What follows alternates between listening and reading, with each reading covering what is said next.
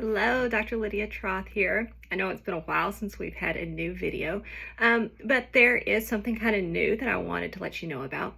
There's a new COVID vaccine. Before you turn me off, hear me out on this one. So this one's called Novavax, and this is a really good vaccine for a COVID vaccine for the people who haven't yet had their COVID vaccine. So if that's you, keep listening, because there's a couple different things that make this one a little bit different. So the previous vaccines, the mRNA ones, some people were kind of scared because that's new technology.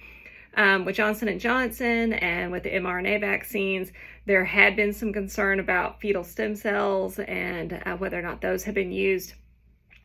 So this one, Novavax, was produced in the United States and contains no fetal stem cells. And the technology that they use is very similar to what we use for the hepatitis B vaccine. So hepatitis B vaccine, everybody gets it now.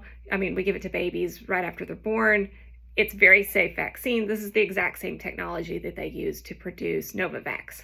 And so that's kind of neat to see that there's another vaccine out there that seems to be really effective. So they tested it against Alpha variant, and it was 90% effective against Alpha variant.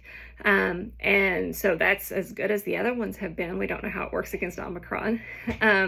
But it definitely is an option available for those of you out there who have not gotten the COVID vaccine, potentially because you had some other concerns.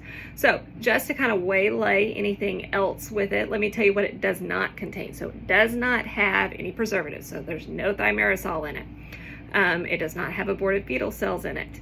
It does not contain any animal byproducts. So if you're vegan, that's good for you.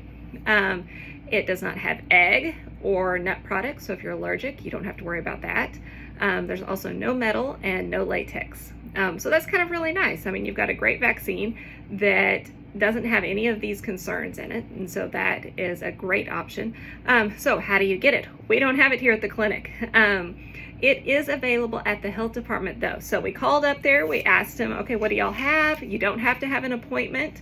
It's 2 doses, it's 3 to 8 weeks apart, and you need to be at least 18 years old to be able to get it. And Novavax does not work as a booster shot at this time. It's not approved for that yet.